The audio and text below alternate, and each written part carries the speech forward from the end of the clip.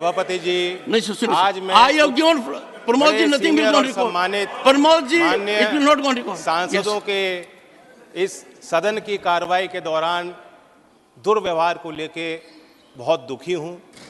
आपने मेरी ही नहीं, देश की भावनाओं को व्यक्त किया। सभापति जी, आपने मुझे संरक्षण दिया।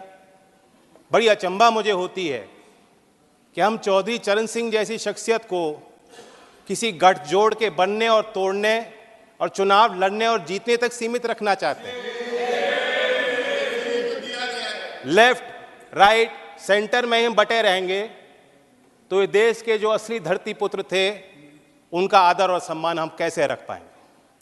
मैं ये मानता हूं कि देश में जितने महान नेता आए हैं सब ने एक दूसरे से कुछ ना कुछ लिया है, सीखा है, प्रेरणाएं ली हैं। चौधरी चरण सिंह जी गांधीयन सिंप्लिसिटी को अपना असूल बना के उन्होंने जीवन जिया। महात्मा गांधी जी के ग्राम स्वराज को अपना, उनकी मूल फिलॉसफी का वो हिस्सा और चरित्र का हिस्सा रहा।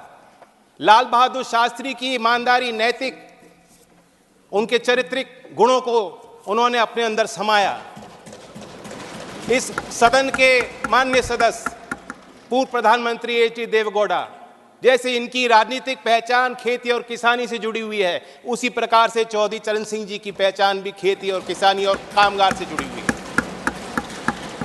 राजनीतिक विशेषज्ञ मानते हैं कि जैसे इंदिरा गांधी जी में एक करिश्माई शक्ति थी लोगों को अपनी तरफ आकर्षित करने की, उसी प्रकार से चौधरी चरण सिंह जी को सुनने के लिए, उनको छूने के लिए, उनको बेहतर तौर से समझने के लिए दूर दूर से, गांव-गांव से लोग चले आते थे।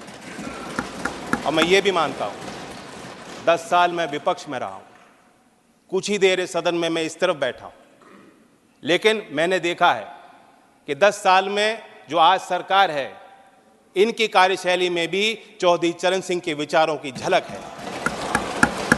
जब आदरणीय प्रधानमंत्री जी ग्रामीण क्षेत्र में शौच की दुर्व्यवस्थाओं पर प्रकाश डालते हैं, जब महिला सशक्तिकरण को अपना प्लेटफॉर्म भारत सरकार बनाती है और गांव-गांव में जागृति पैदा करती है, तो मुझे उसमें चौधरी चरण सिंह जी की बोली याद आती है।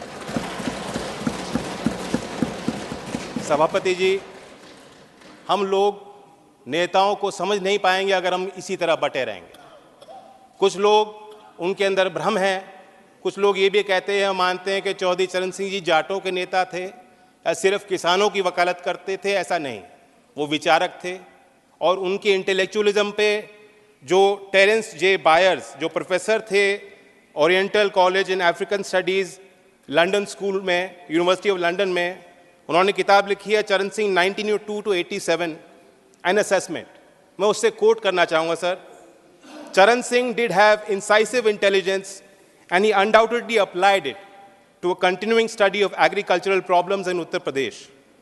Judgment on whether he was an intellectual, of course, turns to one definition of intellectual. My judgment is that, on the most rigorous definition, Charan Singh was clearly an intellectual, and not only that, the most unusual one. Sir, जो प्रधानमंत्री जी ने और भारत सरकार ने चौधरी साहब को भारत रत्न दिया है, मैं मानता हूं उससे 2 बड़े काम हो जाते हैं।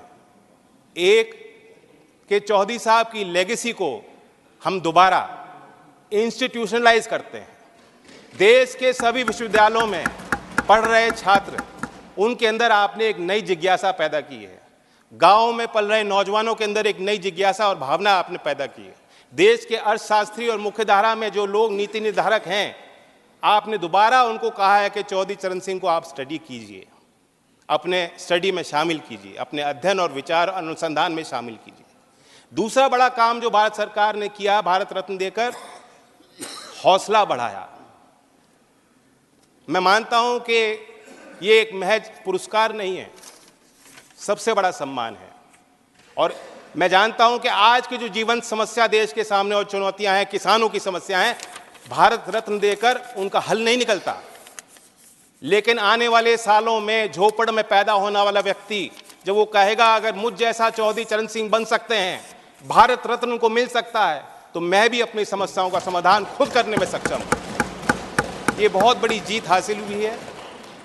मैं तो चाहता था कि, क्योंकि चौधरी साहब मेरे अकेले नहीं हैं, एक पार्टी की नहीं है, मैं अपील करता हूं कि उनके लंबे राजनीतिक और सामाजिक जीवन में जो भी शक्तियां उनके साथ आईं, जो भी नेता आज इस सदन में मौजूद हैं, उनके इस लेगेसी का हिस्सा वो भी हैं, जिम्मेदारी उनकी भी है। कोई वसीयत में कोई संपत्ति वो छोड़ के नहीं गए थे। आदमी तब तक जिंदा रहता है जब तक उनके विचार लोगों के बीच जिंदा रहते हैं। मैं उम्मीद करता हूं कि सभी दल के सम्मानित सदस्य गांव-गांव तक चौधरी चरण सिंह जी के विचारों को ले जाएंगे। और मैं फिर अपने तरफ से ऋणी हूं, कहना चाहता हूं, एक जमीनी सरकार जो जमीन की आवाज को समझती है और बुलंद करना चाहती है, ऐसी ही सरकार धरती पुत्र चौधरी चरण सिंह जी को भारत रत्न दे सकती है। धन्यवाद।